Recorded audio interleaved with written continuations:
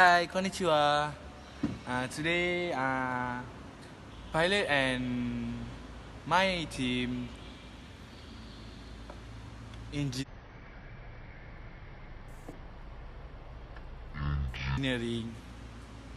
wants to talk about screw, nut and bolts, and stud.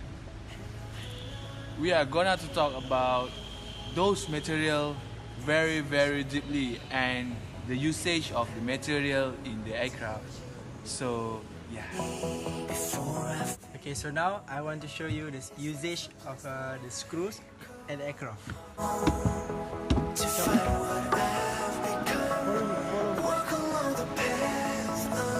Okay, you can see this is the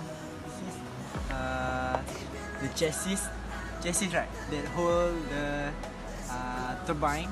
So aircraft use this type of screw that contain shank screws that they want to combine together the piece of the structure. So why we use the screw, because the screw have a threads, and the threads fasteners have proved to be the most efficient and effective way to put together shapes that would be impractical. So when we want to repair or maintenance the aircraft, we can just use the screwdriver to assemble and disassemble it. I believe you. How can I forget? So I will explain about stud. As we know, stud is a headless bolt that are treated for entire length. For example, like we use stud to connect the trailing edge flap with main flap.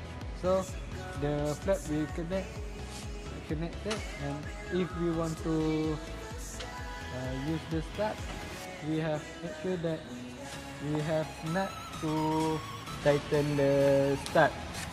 As you can see, this is the stud, this is the nut. Tighten like this, then the stud will tight.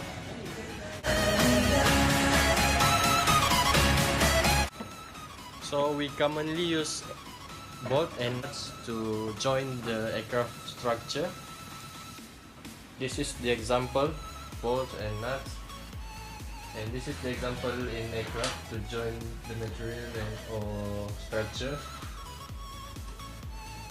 So there are many head types of bolt, such as hexagon head bolt, countersunk head bolt, internal hexagon head bolt, and many more. Common material are used in the manufacture of bolts. These are aluminium alloys, carbon steel, corrosion resistant steel, nickel alloy steel, and titanium alloys. So back to what I was saying.